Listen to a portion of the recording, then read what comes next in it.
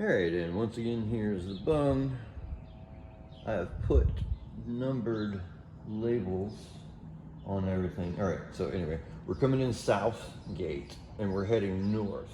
So I'm just going to do some pan shots and talk about the city. So when you are making a fantasy city, when I'm making a fantasy city, generally what I do is I try to determine the reason why it exists in the first place. So the bung is for economic model, it makes beer. Right? That's the primary product that's produced. And the reason that it is all produced here is because for miles around the bung, so like the bung's here, so like the 7 miles all the way around, if you were to run in a circle, is fields of hops, barley, grains. And these fields are really productive. And so all of that is turned into beers here, and that's the primary product that drives the city. Now, the second, they drink beer here, and people come here to drink beer, so it's got some tourism aspect to it. And the racetrack also is another pull. So there are a lot of people who come around from all around the Lacuna archipelago,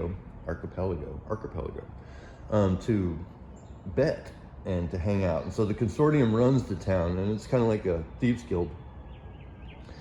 And just due to the density of population and the constriction of the city walls, they're squatting this city. The city was built by somebody else. They took it over, and now they're running it. So housing is at a premium, which has resulted in the Warrens over here, which is just this ramshackle stack. But there's not a lot of open shop fronts, right? So there's houses and there's things to make things, but there aren't a lot of shops. And the reason is the consortium has basically done Amazon, right? So they have an arm called the Movers, and what they do is they run packages to and fro, food, everything. So people in the bung don't have to go out as much to get things. It's delivered to their domicile, and then a bulk of the street traffic is people running to and fro with packages. So that economic backbone, how things work, gives the city a little bit of richness, a little bit of flavor that wouldn't.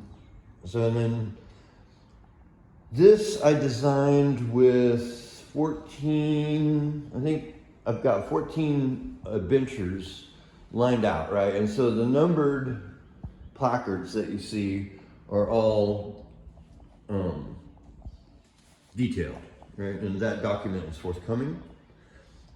And it's got pretty much who's in what building where, who lives where, what they do, a little bit about themselves, and a little bit about architecture of the building, et cetera, et cetera. So that will be coming out very soon. But I figured I'd just take a look at, this finished product here. I think I'm gonna take it down today and store it for a while. But anyway, cool.